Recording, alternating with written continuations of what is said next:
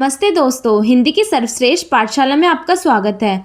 अगर आप किसी भी प्रतियोगी परीक्षा की तैयारी कर रहे हैं, तो आज की हिंदी व्याकरण महामैराथन की क्लास आपके लिए अत्यंत महत्वपूर्ण होने वाली है, क्योंकि आज की इस क्लास में हम हिंदी व्याकरण के लगभग सभी टॉपिक्स को बड़े ही शानदार तरीके से कवर करेंगे। तो क्लास में अंत तक बने रहे। अगर आपको वीडियो पसंद आए तो वीडियो को लाइक, शेयर और चैनल को सब्सक्राइब जरूर करें। तो चलिए आज की इस क्लास को शुरू करते हैं।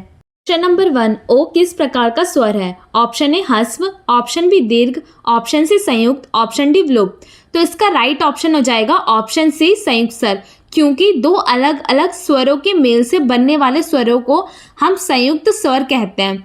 हिंदी में छोटा ए, छोटा ओ और बड़ा ओ संयुक्त स्वर है। ठीक है, आ और ओ से बड़ा ओ बनता है। इस प्रश्न का सही उत्तर है ऑप्शन सी संयुक्त स्वर। नेक्स्ट क्वेश्चन है, निम्न में से कौन सा ऊष्म व्यंजन है? ऑप्शन ए या, ऑप्शन बी रा, ऑप्शन सी श, ऑप्शन डी ला। तो इसका राइट ऑप्शन हो जाएगा ऑप्शन सी श। याद रखना, जिन व्यंजनों के उच्चारण में हमारे मुंह से गर्म ऊष्म या रगड़ जो होती है वो पैदा होती है, उसे हम ऊष्म व्यंजन कहते हैं।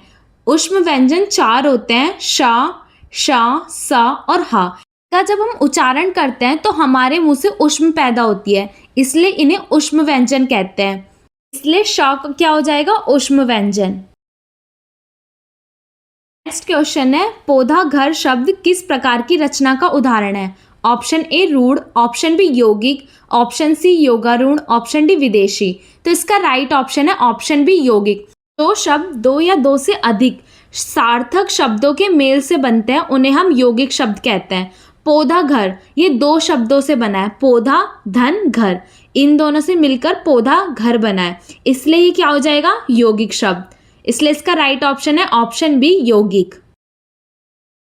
अगला प्रश्न है, निम्न में से कौन सा शब्द विदेशी भाषा से हिंदी में आया? ऑप्शन ए अग्नि, ऑप्शन बी विद्यालय, ऑप्शन सी किताब, ऑप्शन डी सूर्य। तो इसका सही उत्तर है ऑप्शन सी किताब, क्योंकि किताब जो शब्द है वो अरबी मूल विदेशी शब्द है जो हिंदी में उपयोग किया जाता है।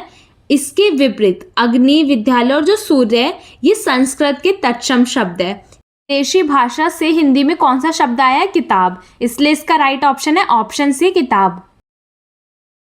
अगला प्रश्न है, हिमालय किस प्रकार की संज्ञा है? ऑप्शन ए जातिवाचक, ऑप्शन बी व्यक्तिवाचक, ऑप्शन सी भाववाचक, ऑप्शन डी समूहवाचक। तो इसका राइट ऑप्शन है ऑप्शन बी व्यक्तिवाचक। किसी विशेष व्यक्ति, वस्तु या स्थान के नाम को हम व्यक्तिवाचक संज्ञा कहते हैं। हिमालय एक विशेष पर्वत का नाम है, इसलिए व्यक्तिवाचक संज्ञा है, इसलिए इसका सही उत्तर है ऑप्शन बी व्यक्तिवाचक। नेक्स्ट क्वेश्चन है, निम्न में से भाववाचक संज्ञा कौन सी है? ऑप्शन ए मिठास, ऑप्शन बी मिठाई, ऑप्शन सी मीठा, ऑप्शन डी मिठाकर। तो इसका राइट ऑप्शन है ऑप्शन ए मिठास।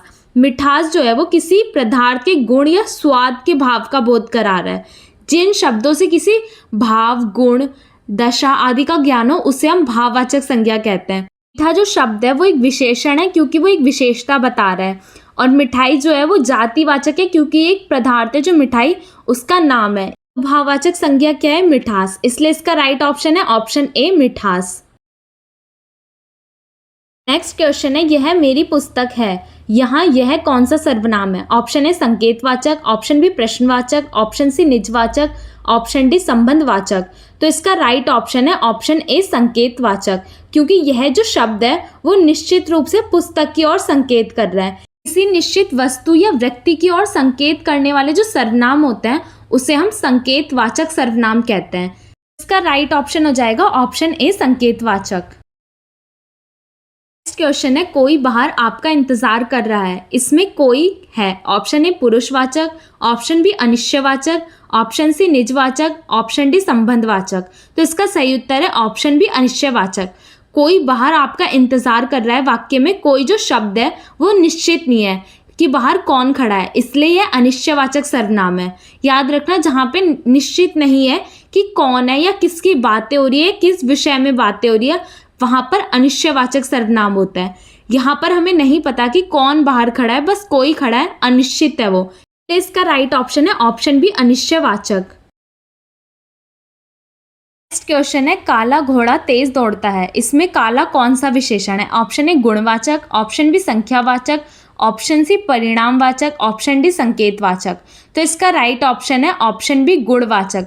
काला घोड़ा तेज दौड़ता है, वाक्य में जो काला शब्द है वो घोड़े के रंग, रूप या गुण को की विशेषता बता रहा है या दर्शा रहा है।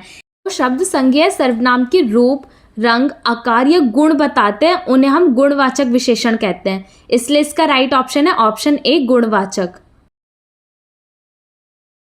नेक्स्ट क्वेश्चन है, दोनों खिलाड़ी मैदान में पहुंचे, इसमें दोनों है। ऑप्शन ए गुणवाचक विशेषण, ऑप्शन बी अनिश्चित संख्यावाचक, ऑप्शन सी निश्चित संख्यावाचक, ऑप्शन डी परिणामवाचक।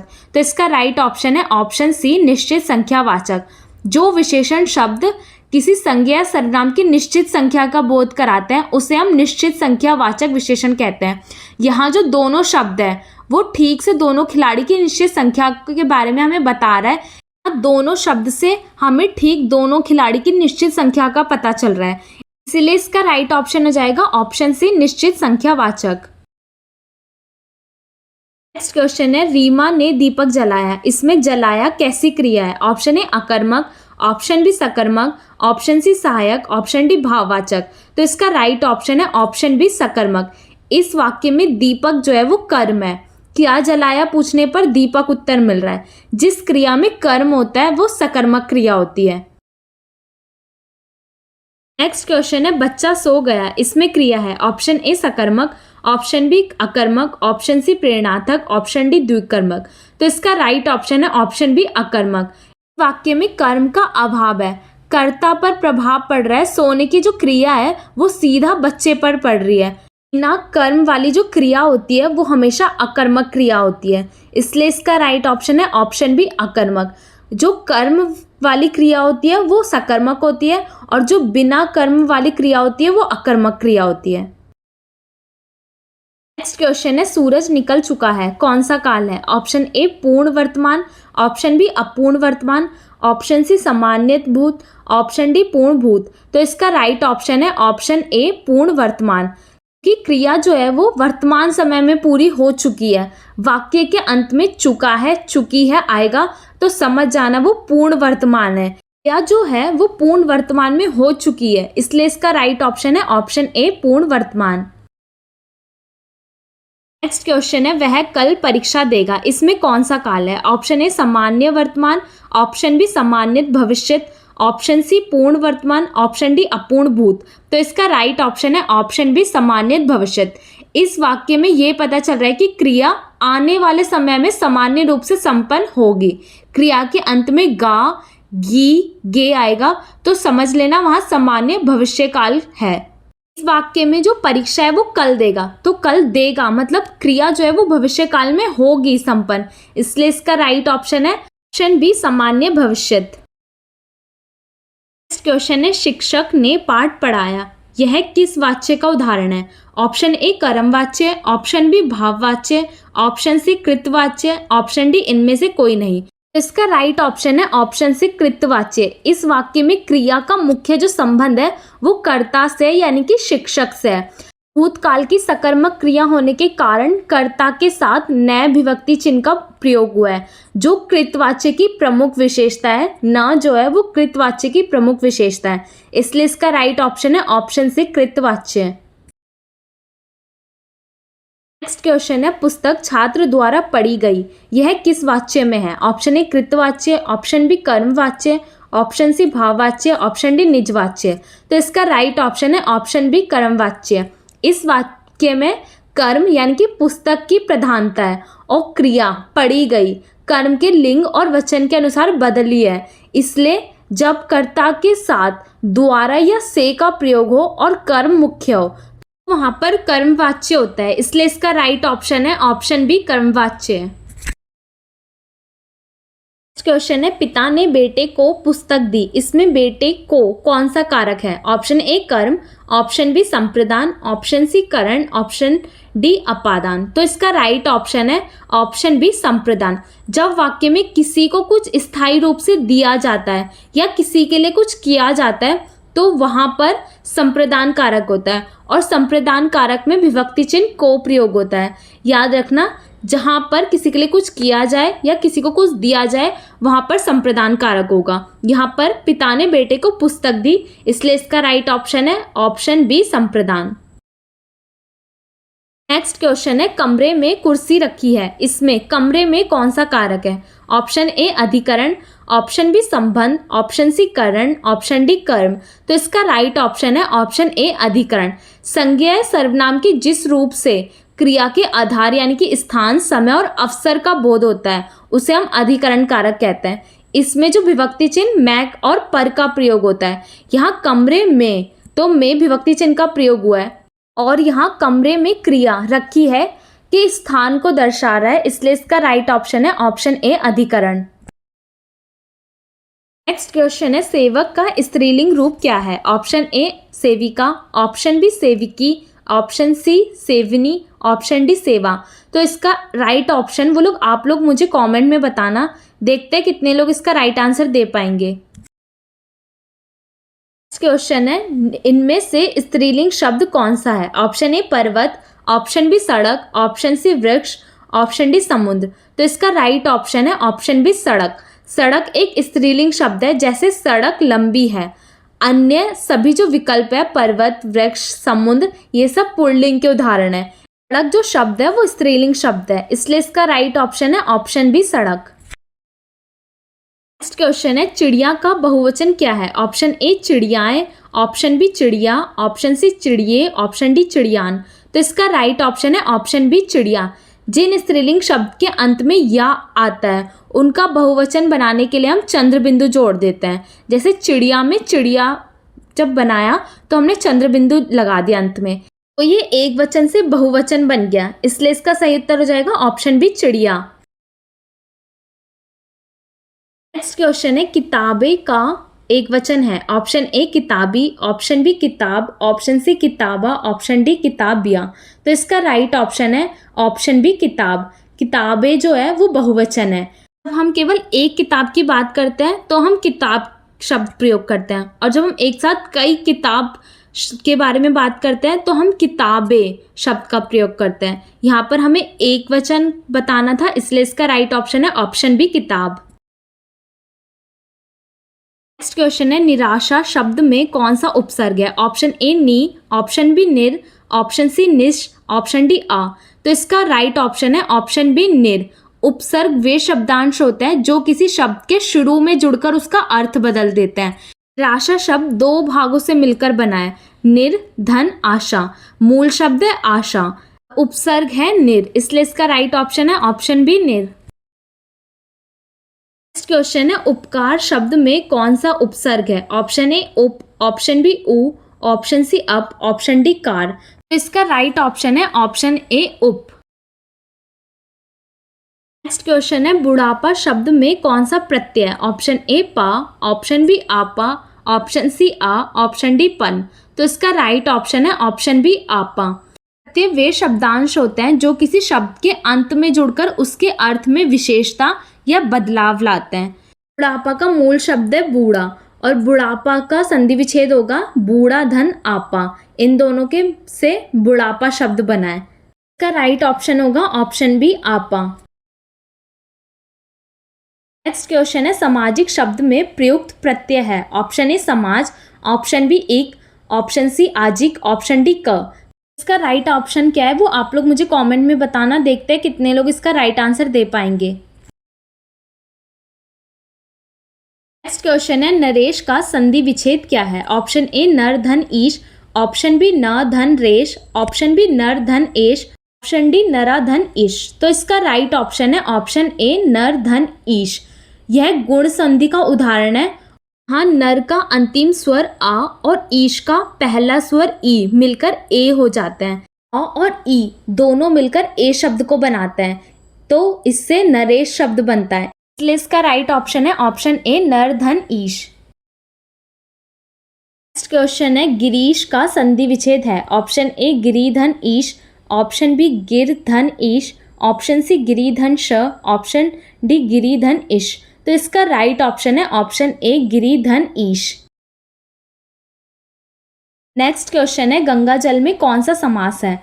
ऑप्शन ए द्वंद्व, ऑप्शन बी तत्पुरुष, ऑप्शन सी बहुव्रीहि, ऑप्शन डी अवयवी भाव। तो इसका राइट ऑप्शन है ऑप्शन बी तत्पुरुष। गंगा जल का समास विग्रह करेंगे तो होगा गंगा का जल। इसमें का विभक्ति यानी कि संबंध कारक का लोप है। जिस समास में उत्तर पद यानी कि दूसरा पद प्रधान हो, विभक्ति चिन्ह का लोप हो, वहां पर तत्पुरुष समास होता है। इसलिए इसका राइट ऑप्शन है ऑप्शन बी तत्पुरुष। नेक्स्ट क्वेश्चन है त्रिभुज में कौन सा समास है? ऑप्शन ए दिगु, ऑप्शन बी द्वंद्व, ऑप्शन सी कर्मधारय, ऑप्शन डी बहुव्रीहि। तो इसका राइट ऑप्शन है ऑप्शन ए दिगु। त्रिभुज का जब हम समास विग्रह करेंगे तो होगा तीन भुजाओं का समूह या समाहार। जिस समास का पहला पद संख्यावाचक विशेषण हो वो दिगु समास का उदाहरण होता है।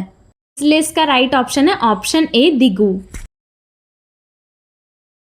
नेक्स्ट क्वेश्चन है निम्न में से शुद्ध वाक्य कौन सा है? ऑप्शन ए राम ने आम खाया, ऑप्शन बी राम ने आम खाई, ऑप्शन सी राम ने आम खाए, ऑप्शन डी राम ने आम खाई। इसका राइट ऑप्शन है ऑप्शन ए राम ने आम खाया। भूतकाल में जब कर्ता के साथ न विभक्ति का प्रयोग हो तब वहां पर क्रिया जो है वो कर्ता के अनुसार ना बदलकर कर्म के लिंग और वचन के अनुसार बदलती है। यहाँ कर्म आम पुल्लिंग एक वचन है, इसलिए क्रिया भी पुल्लिंग एक वचन यानी कि खाया होगा। इसलिए इसका राइट ऑप्शन है ऑप्शन ए राम ने आम खाया। नेक्स्ट क्वेश्चन है सही वाक्य चुनिए। ऑप्शन ए बच्चे खेल रहा है, ऑप्शन बी बच्चे खेल रही है, ऑप्शन सी बच्चे खेल रहे हैं, ऑप्शन डी बच्चे खेल रहा है। तो इसका राइट ऑप्शन है ऑप्शन सी बच्चे खेल रहे हैं। अब बच्चे बहुवचन शब्द है, इसलिए क्रिया भी बहुवचन रूप में खेल रहे हैं होंगी। इसलिए इसका राइट ऑप्शन है ऑप्शन सी बच्चे खेल रहे हैं। नेक्स्ट क्वेश्चन है दांत खट्टे करने का अर्थ है। ऑप्शन ए भोजन करना, ऑप्शन बी बुरी तरह पराजित करना, ऑप्शन सी दांत साफ करना, ऑप्शन डी डर जाना। तो इसका राइट ऑप्शन है ऑप्शन बी बुरी तरह पराजित करना। दांत खट्टे करना जो है वो एक प्रसिद्ध मुहावरा है जिसका अर्थ है किसी को युद्ध या प्रतियोगिता में बुरी तरह हराना। इसलिए इसका राइट ऑप्शन है ऑप्शन बी बुरी तरह पराजित करना। नेक्स्ट क्वेश्चन है अंधों में काना राजा लोकोक्ति का अर्थ है। ऑप्शन ए सबका राजा होना, ऑप्शन बी अयोग्यों में थोड़ा योग्य व्यक्ति श्रेष्ठ माना जाता है, ऑप्शन सी बहुत बुद्धिमान होना, ऑप्शन डी राजा का अंधा होना। तो इसका राइट ऑप्शन है ऑप्शन बी अयोग्यों में योग्य व्यक्ति श्रेष्ठ माना जाता है। इसका अर्थ है कि जहाँ सभी लोग मूर्ख है या अज्ञानी है वहाँ थोड़ा सा जिसके पास ज्ञान होगा वो व्यक्ति जो होगा वो बुद्धिमान या श्रेष्ठ माना जाएगा।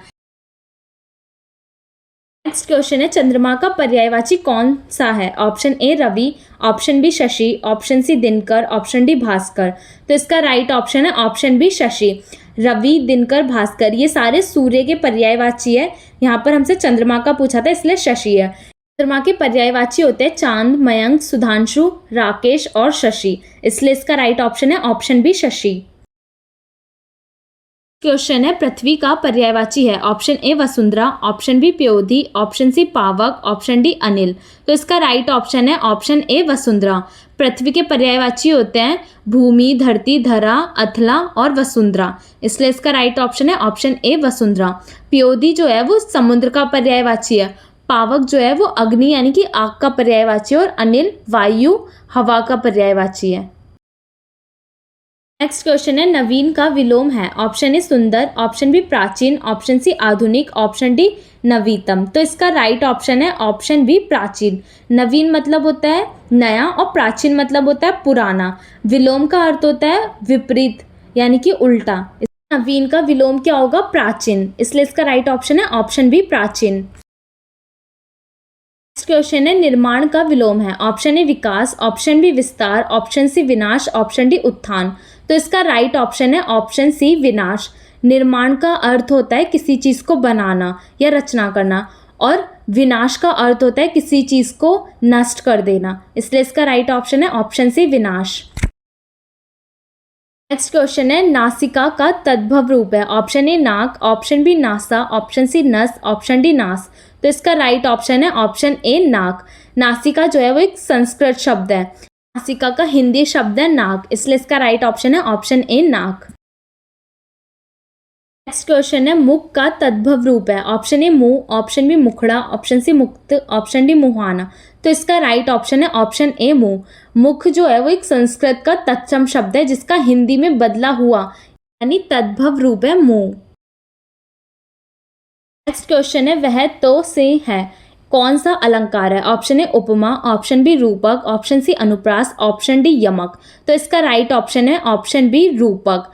यहाँ उपमा और उपमान में अत्यधिक समानता के कारण दोनों को एक मान लिया है, इसलिए यहाँ रूपक अलंकार है। क्योंकि यहाँ पर व्यक्ति को सींग बताया यानी कि सीधा शेर के समान बताया है, इसलिए इसका राइट ऑप्शन है ऑप्शन बी रूपक।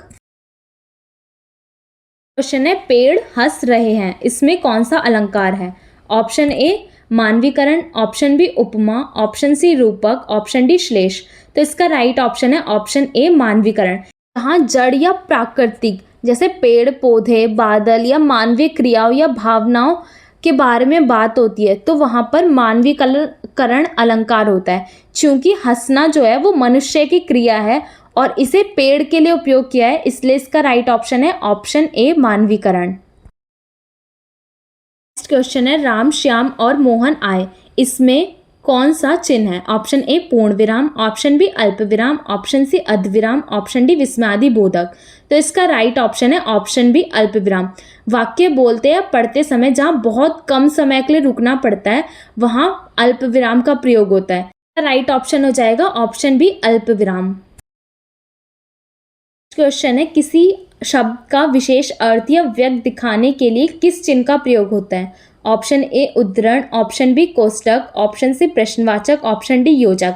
तो इसका राइट ऑप्शन है ऑप्शन ए उद्धरण। किसी वाक्य में किसी विशेष शब्द या ढाल देने, ठीक है, उसका विशेष अर्थ या व्यक्त प्रकट करने के लिए उद्धरण चिन्ह का प्रयोग होता है। नेक्स्ट क्वेश्चन है जो दूसरों की नकल करता हो के लिए एक शब्द। ऑप्शन ए अनुकरणशील, ऑप्शन बी स्वावलंबी, ऑप्शन सी परोपकारी, ऑप्शन डी मितभाषी। तो इसका राइट ऑप्शन है ऑप्शन ए अनुकरणशील। क्वेश्चन है जो सब कुछ जानता हो के लिए एक शब्द। ऑप्शन ए सर्वज्ञ, ऑप्शन बी सर्वप्रिय, ऑप्शन सी सर्वहारा, ऑप्शन डी सर्वनाम। तो इसका राइट ऑप्शन है ऑप्शन ए सर्वज्ञ।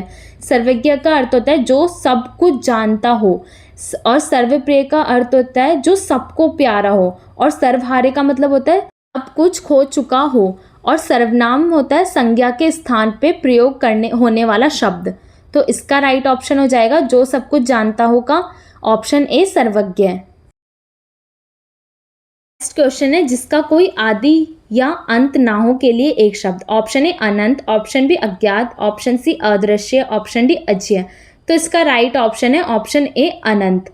अनंत का अर्थ होता है जिसका कोई अंत ना हो और अदृश्य का अर्थ होता है जो दिखाई ना दे। अजय का अर्थ होता है जिसे जीता ना जा सके। नेक्स्ट क्वेश्चन है जिसे क्षमा किया जा सके के लिए उपयुक्त शब्द है। ऑप्शन ए क्षम्य, ऑप्शन बी अक्षम्य, ऑप्शन सी दंडनीय, ऑप्शन डी दोषी। तो इसका राइट ऑप्शन है ऑप्शन ए क्षम्य। क्वेश्चन है क्षमा शब्द में कौन सा संयुक्त व्यंजन है। ऑप्शन ए क धन श, ऑप्शन बी ख धन म, ऑप्शन सी क धन श, ऑप्शन डी श धन म। तो इसका राइट ऑप्शन है ऑप्शन ए क धन श। क्षमा शब्द में श जो है वो एक संयुक्त व्यंजन है जो दो व्यंजन यानी कि क और श के मेल से बना है, इसलिए इसका राइट ऑप्शन है ऑप्शन ए क धन श। क्वेश्चन है निम्न में से कौन सा अनस्त व्यंजन है। ऑप्शन ए म, ऑप्शन बी ह, ऑप्शन सी व, ऑप्शन डी श। तो इसका राइट ऑप्शन है ऑप्शन सी व। हिंदी व्याकरण में य, र, ल और व को हम अनस्त व्यंजन कहते हैं। नेक्स्ट क्वेश्चन है झुंड किस प्रकार की संज्ञा है। ऑप्शन ए व्यक्तिवाचक, ऑप्शन बी समूहवाचक, ऑप्शन सी भाववाचक, ऑप्शन डी द्रव्यवाचक। तो इसका राइट ऑप्शन हो जाएगा ऑप्शन बी समूहवाचक। जो शब्द किसी व्यक्ति, वस्तु या प्राणी के पूरे समूह या समुदाय का बोध कराते हैं उन्हें हम समूहवाचक संज्ञा कहते हैं। झुंड शब्द जो है वो पशु या लोगों को एक साथ, जब कई सारे एक साथ लोग होते हैं तब हम झुंड शब्द का प्रयोग करते हैं। तो झुंड जो शब्द है वो समूहवाचक संज्ञा है, इसलिए इसका राइट ऑप्शन है ऑप्शन बी समूहवाचक। नेक्स्ट क्वेश्चन है, बुढ़ापा किस प्रकार की संज्ञा है? ऑप्शन ए भाववाचक, ऑप्शन बी व्यक्तिवाचक, ऑप्शन सी जातिवाचक, ऑप्शन डी समूहवाचक। तो इसका राइट ऑप्शन है ऑप्शन बी भाववाचक।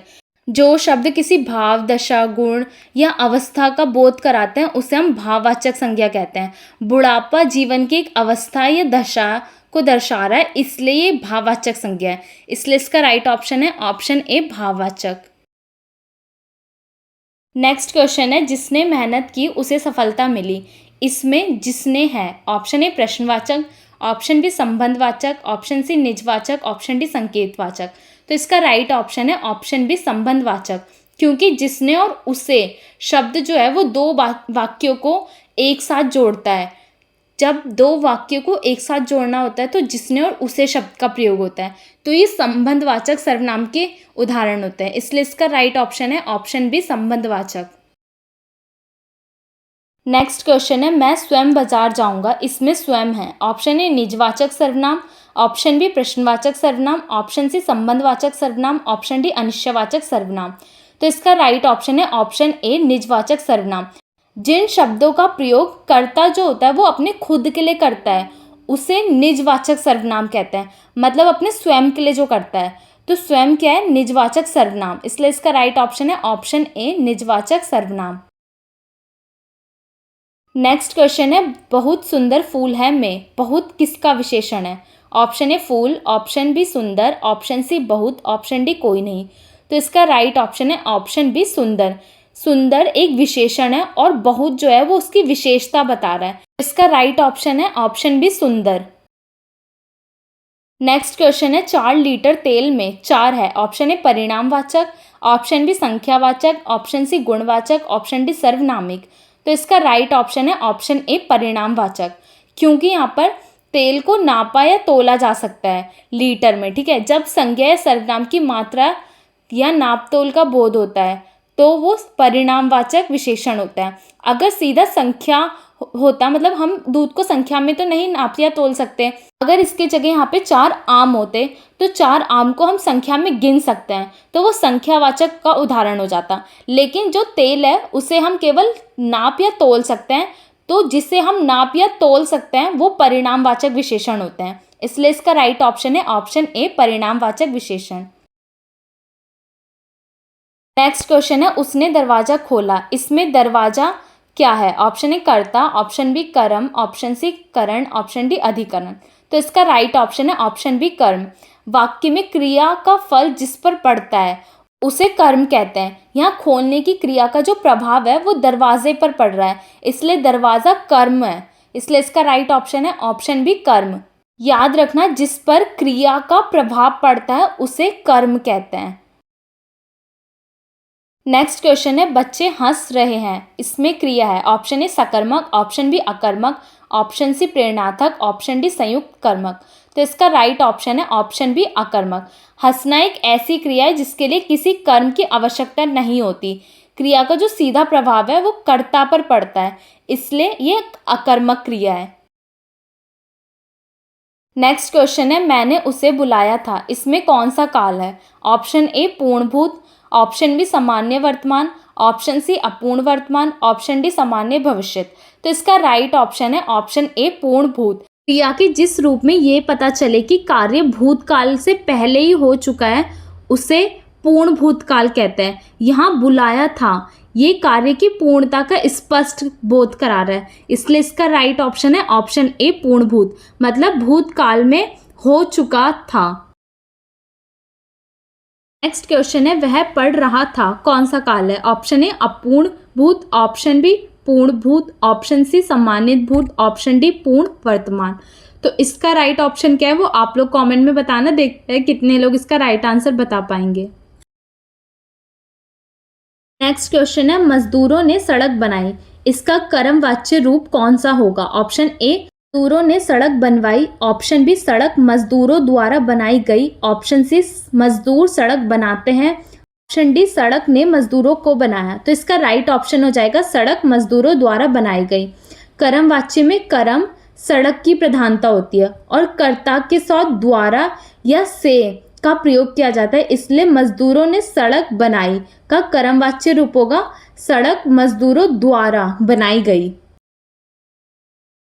नेक्स्ट क्वेश्चन है उससे बैठा नहीं जाता, यह किस वाच्य का उदाहरण है? ऑप्शन ए कृतवाच्य, ऑप्शन बी कर्मवाच्य, ऑप्शन सी भाववाच्य, ऑप्शन डी मिश्र वाच्य। तो इसका राइट ऑप्शन है ऑप्शन सी भाववाच्य। इस वाक्य में ना तो कर्ता प्रधान है और ना ही कर्म, बल्कि असमर्थ व्यक्त करने वाला क्रिया के भाव की प्रधानता है, इसलिए यहाँ पर भाववाच्य है। नेक्स्ट क्वेश्चन है चोर पुलिस से डरता है, इसमें पुलिस से कौन सा कारक है? ऑप्शन ए करण, ऑप्शन बी अपादान, ऑप्शन सी संबंध, ऑप्शन डी कर्म। का राइट ऑप्शन है ऑप्शन बी अपादान। हिंदी व्याकरण में जहाँ भय, लज्जा, रक्षा या डर का भाव व्यक्त होता है वहां पर अपादान कारक होता है। यहाँ पर डर का भाव है यानी कि भय का भाव है, इसलिए इसका राइट ऑप्शन है ऑप्शन बी अपादान।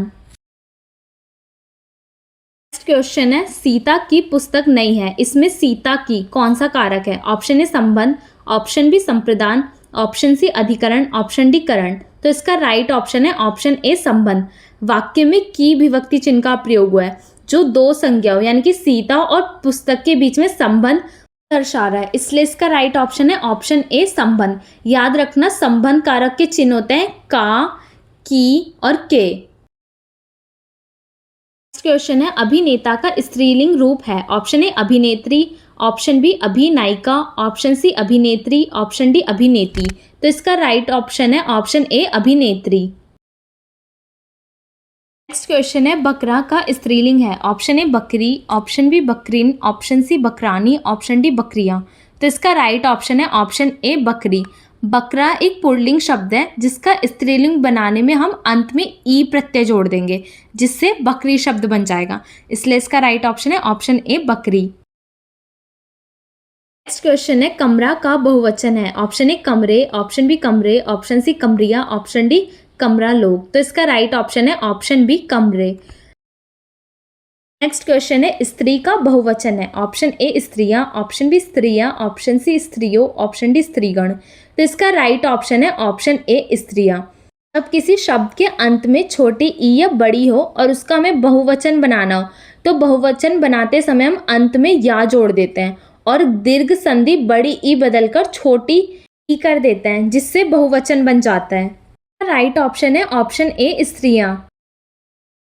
नेक्स्ट क्वेश्चन है दुर्भाग्य में उपसर्ग है? ऑप्शन ए दुर, ऑप्शन बी दू, ऑप्शन सी दर, ऑप्शन डी भाग्य।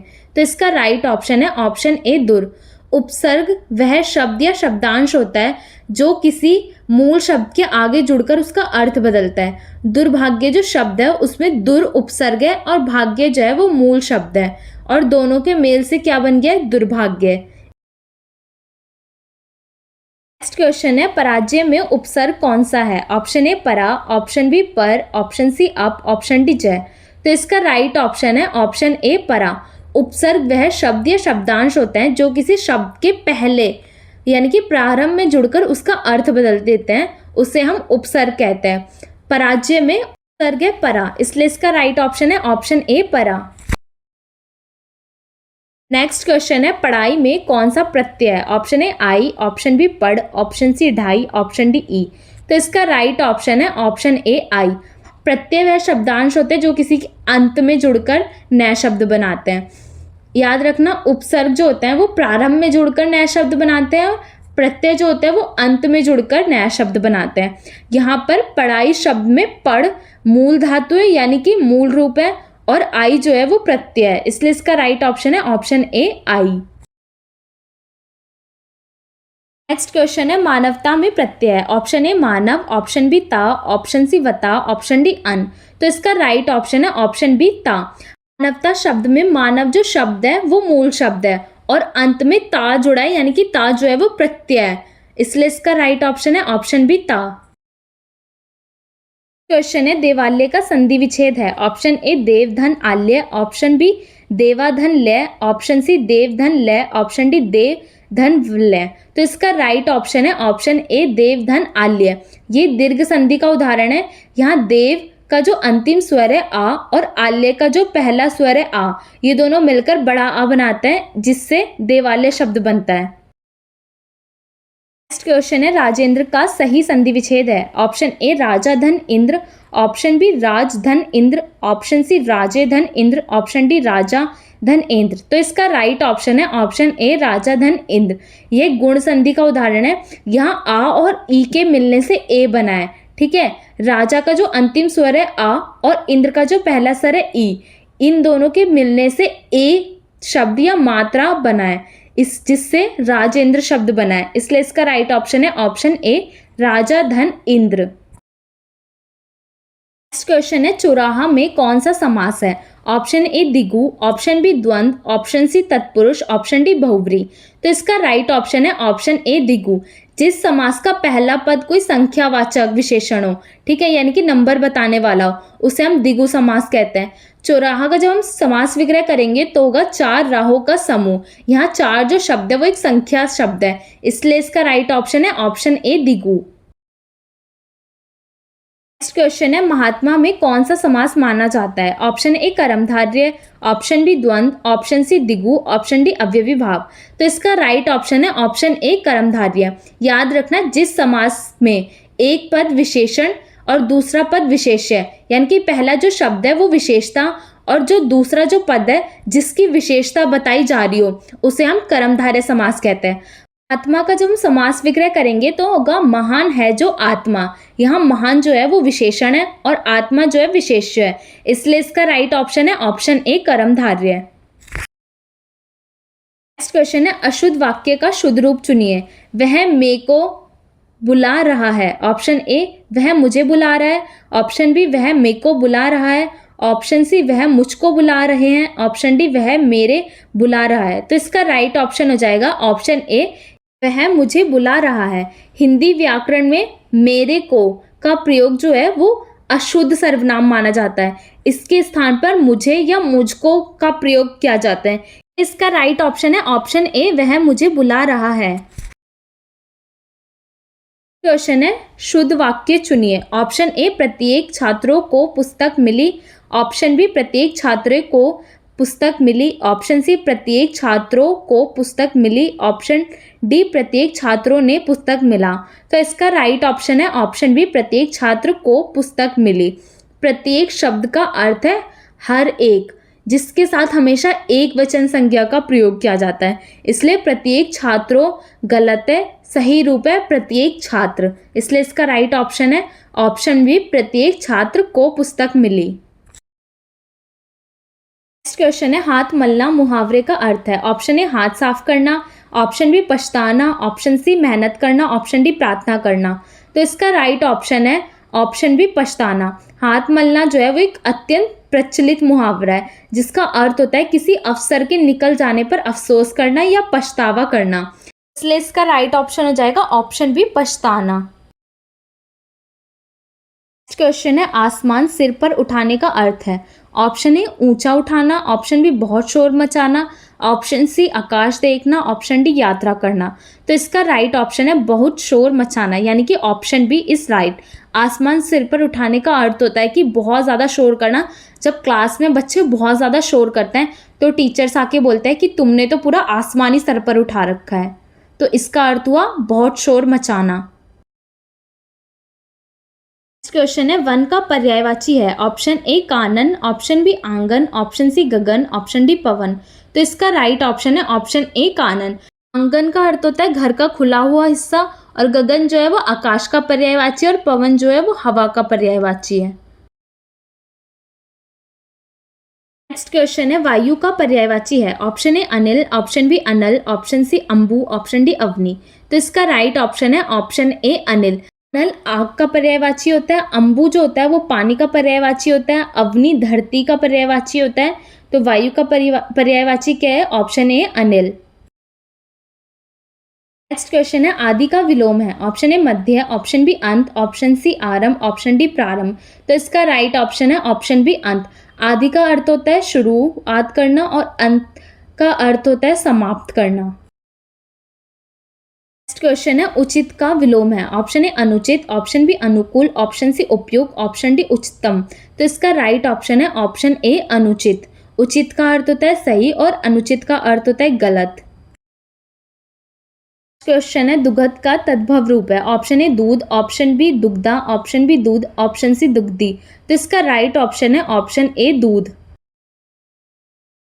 नेक्स्ट क्वेश्चन है हस्त का तद्भव रूप है। ऑप्शन ए हाथ, ऑप्शन बी हथेली, ऑप्शन सी हस्ता, ऑप्शन डी हस्त। तो इसका राइट ऑप्शन है ऑप्शन ए हाथ। नेक्स्ट क्वेश्चन है उसका चेहरा चांद के समान चमक रहा था। इसमें अलंकार है। ऑप्शन ए रूपक, ऑप्शन बी उपमा, ऑप्शन सी अनुप्रास, ऑप्शन डी यमक। तो इसका राइट ऑप्शन है ऑप्शन बी उपमा। इस वाक्य में जो चेहरे की तुलना है वो चांद से की जा रही है और यहाँ समानता दिखाने वाले वाचक शब्द के और समान का प्रयोग हुआ है, इसलिए यहाँ पर उपमा अलंकार है। जहाँ दो अलग अलग वस्तु में किसी गुण या रूप के कारण तुलना की जाती है वहां पर उपमा अलंकार होता है। तो इसका राइट ऑप्शन हो जाएगा ऑप्शन बी उपमा। नेक्स्ट क्वेश्चन है फूल मुस्कुरा रहे हैं। इसमें कौन सा अलंकार है? ऑप्शन ए मानवीकरण, ऑप्शन बी उपमा, ऑप्शन सी श्लेष, ऑप्शन डी यमक। तो इसका राइट ऑप्शन क्या होगा वो आप लोग कमेंट में बताना। क्वेश्चन है तुम कहाँ जा रहे हो में प्रयुक्त विराम चिन्ह है। ऑप्शन ए विस्मयादिबोधक, ऑप्शन बी प्रश्नवाचक, ऑप्शन सी अल्प विराम, ऑप्शन डी पूर्ण विराम। तो इसका राइट ऑप्शन है ऑप्शन बी प्रश्नवाचक। तुम कहाँ जा रहे हो में एक प्रश्न पूछा जा रहा है और अंत में प्रश्नवाचक चिन्ह का प्रयोग होगा इसलिए।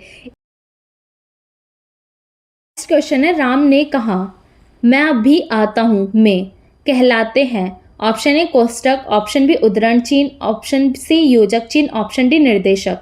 तो इसका राइट ऑप्शन हो जाएगा ऑप्शन उद्धरण चिन्ह। राम ने कहा मैं अभी आता हूं में उद्धरण चिन्ह का प्रयोग होगा। इसका प्रयोग किसी कहे गए कथन को जो का तो उसी रूप में लिखने के लिए या बोलने के लिए किया जाता है, इसलिए इसका राइट ऑप्शन है ऑप्शन बी उद्धरण चिन्ह। नेक्स्ट क्वेश्चन है जो कानून के अनुसार हो के लिए एक शब्द। ऑप्शन ए वैध, ऑप्शन बी अवैध, ऑप्शन सी अनैतिक, ऑप्शन डी दंडनीय। इसका राइट ऑप्शन है ऑप्शन ए वैध। नेक्स्ट क्वेश्चन है जो पढ़ा लिखा ना हो के लिए एक शब्द। ऑप्शन ए निरक्षर, ऑप्शन बी अशिक्षित, ऑप्शन सी अनपढ़, ऑप्शन डी ये सभी। तो इसका राइट ऑप्शन है ऑप्शन डी ये सभी। नेक्स्ट क्वेश्चन है जो अपने देश से प्रेम करता हो के लिए एक शब्द। ऑप्शन ए देशद्रोही, ऑप्शन बी देशभक्त, ऑप्शन सी स्वार्थी, ऑप्शन डी प्रवासी। तो इसका राइट ऑप्शन है ऑप्शन बी देशभक्त। जो व्यक्ति अपने देश से प्रेम और उसकी रक्षा करता है उसे हम देशभक्त कहते हैं। देशद्रोही का अर्थ होता है देश से गद्दारी करने वाला और स्वार्थी का अर्थ होता है अपना भला सोचने वाला और प्रवासी का अर्थ होता है दूसरे देश में रहने वाला। तो देश से जो प्रेम करता हो उसका क्या होगा देशभक्त। नेक्स्ट क्वेश्चन है जो दूसरों पर निर्भर ना हो के लिए एक शब्द। ऑप्शन ए पराधीन, ऑप्शन बी स्वावलंबी, ऑप्शन सी आश्रित, ऑप्शन डी निराश्रित। तो इसका राइट ऑप्शन है ऑप्शन बी स्वावलंबी।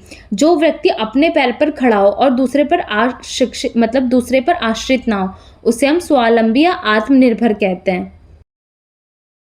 नेक्स्ट क्वेश्चन है लंबोदर का अर्थ है। ऑप्शन ए लंबा शरीर वाला, ऑप्शन बी लंबा उदर वाला, ऑप्शन सी बड़ा सिर वाला, ऑप्शन डी बड़ी गर्दन वाला। तो इसका राइट ऑप्शन है ऑप्शन बी लंबा उदर वाला। लंबोदर जो शब्द है वो दो शब्दों से मिलकर बना है लंबा और उदर, यानी कि लंबा का अर्थ है लंबा और उदर का अर्थ है पेट, अर्थात बड़ा पेट वाला, यानी कि भगवान गणेश जी। तो भगवान गणेश जी के लिए ये शब्द प्रयोग होता है लंबोदर। नेक्स्ट क्वेश्चन है राजमहल में कौन सा समास है। ऑप्शन ए तत्पुरुष, ऑप्शन बी द्वंद, ऑप्शन सी दिगु, ऑप्शन डी बहुव्री। तो इसका राइट ऑप्शन है ऑप्शन ए तत्पुरुष। राजमहल का समास विग्रह करेंगे तो होगा राजा का महल। यहाँ का विभक्ति चिन्ह का प्रयोग हुआ है इसलिए ये तत्पुरुष समास है। नेक्स्ट क्वेश्चन है चरण कमल में कौन सा अलंकार माना जाएगा। ऑप्शन ए रूपक, ऑप्शन बी उपमा, ऑप्शन सी अनुप्रास, ऑप्शन डी यमक। तो इसका राइट ऑप्शन है ऑप्शन ए रूपक। यहाँ उपमेय जो है वो चरण है और उपमान जो है वो कमल है, यानी चरण को कमल के समान ही मान लिया है, इसलिए यहाँ पर रूपक अलंकार है। नेक्स्ट क्वेश्चन है काली घटा का घमंड घटा। इसमें घटा शब्द की पुनरावृत्ति जो है वो किस अलंकार की ओर संकेत कर रही है। ऑप्शन ए यमक, ऑप्शन बी उपमा, ऑप्शन सी रूपक, ऑप्शन डी मानवीकरण। तो इसका राइट ऑप्शन है ऑप्शन ए यमक। इस पंक्ति में जो घटा है वो दो बार आया और दोनों बार इसका जो अर्थ है वो अलग है। पहली घटा का अर्थ है काले बादल और दूसरी घटा का अर्थ है कम होना। कार में जब एक ही शब्द का प्रयोग एक से ज्यादा बार हो लेकिन उसका जो अर्थ है वो अलग अलग हो, तब वहां पर यमक अलंकार होता है। इसलिए इसका राइट ऑप्शन है ऑप्शन ए यमक। क्वेश्चन है राम और श्याम बाजार गए, इस वाक्य में और क्या है? ऑप्शन ए संबंध बोधक, ऑप्शन बी समुच्चय बोधक, ऑप्शन सी विस्मयादि बोधक, ऑप्शन डी क्रिया विशेषण। तो इसका राइट ऑप्शन है ऑप्शन बी समुच्चय बोधक। जो शब्द दो शब्दों या दो वाक्यों को जोड़ते हैं आपस में समुच्चय बोधक अवयव कहते हैं। इस वाक्य में और जो शब्द है वो राम और श्याम के नाम को एक साथ जोड़ रहा है, इसलिए इसका राइट ऑप्शन है ऑप्शन बी समुच्चय बोधक। नेक्स्ट एंड लास्ट क्वेश्चन, वह धीरे धीरे चलता है, इसमें धीरे धीरे क्या है? ऑप्शन ए संज्ञा, ऑप्शन बी सर्वनाम, ऑप्शन सी क्रिया विशेषण, ऑप्शन डी विशेषण। तो इसका राइट ऑप्शन है ऑप्शन सी क्रिया विशेषण। जो शब्द किसी क्रिया की विशेषता बताते हैं उसे हम क्रिया विशेषण कहते हैं। इस वाक्य में चलता है जो है वो एक क्रिया है और धीरे धीरे जो शब्द है वो बता रहा है कि चलने की क्रिया कैसे हो रही है, तो यानी कि चलने का जो तरीका या रीति है, इसलिए ये रीतिवाचक क्रिया विशेषण है। तो इसका राइट ऑप्शन हो जाएगा ऑप्शन सी क्रिया विशेषण। तो आपको ये वीडियो कैसी लगी कमेंट में ज़रूर बताना। अगर आपको वीडियो पसंद आए तो वीडियो को लाइक शेयर और चैनल को सब्सक्राइब ज़रूर करना। तो मिलते हैं नेक्स्ट वीडियो में।